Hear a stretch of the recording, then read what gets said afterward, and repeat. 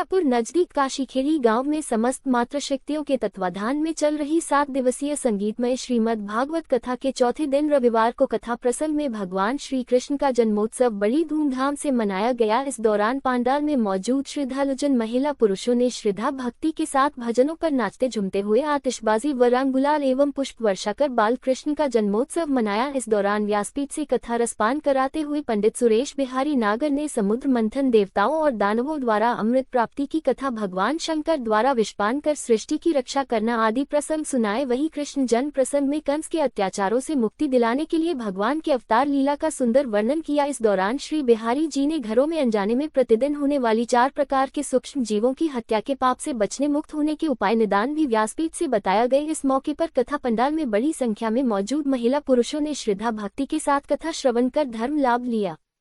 प्रतिभा news MP से मुकेश बैरागी की report. भगवान का दर्शन को पहुंचने लगे। भगवान शंकर को मालूम पड़ा, जब भोलेनाथ को मालूम पड़ जाता है वो भी श्रृंगार करके दर्शन को चलने की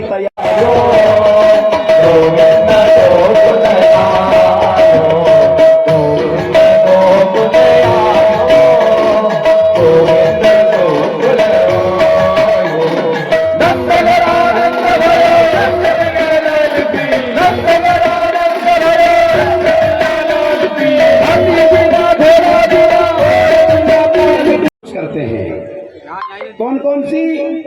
पहली गलती, माताएं झाड़ू निकालती है, कचरा और कचरा में कचरा, बारीक बारीक जीव सब खत्म।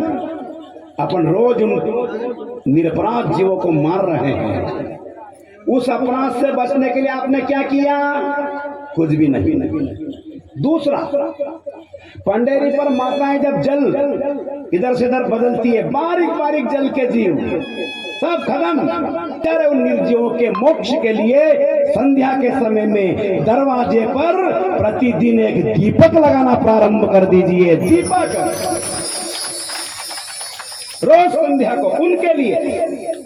दूसरा, जल के माध्यम से हम जिन जीवों को मारते हैं, जल के माध्यम से खत्म हो जाते हैं। उस पाप से मुक्त होने के लिए प्रतिदिन पंडेरी पर संध्या को दीपक लगाना प्रारंभ कर दीजिए, उनके मोक्ष के लिए और हमारे पाप से मुक्त होने के लिए। तीसरा, लकड़ी के माध्यम से हम जिन जीवों को नष्ट करते हैं, उस पाप से मुक्त होने के लिए दरवाजे पर कोई संत, साधु, अतिथि, ब्राह्मण आ जावे, उनका सत्कार कर दीजिए, स्वागत कर दीजिए। और चौथा, अनाज के माध्यम से हम जो अपराध करते हैं उससे बचने के लिए प्रतिदिन 2 रोटी अलग से बनाइए।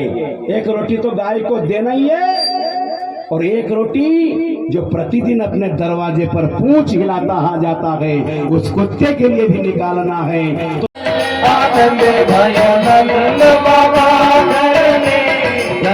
तो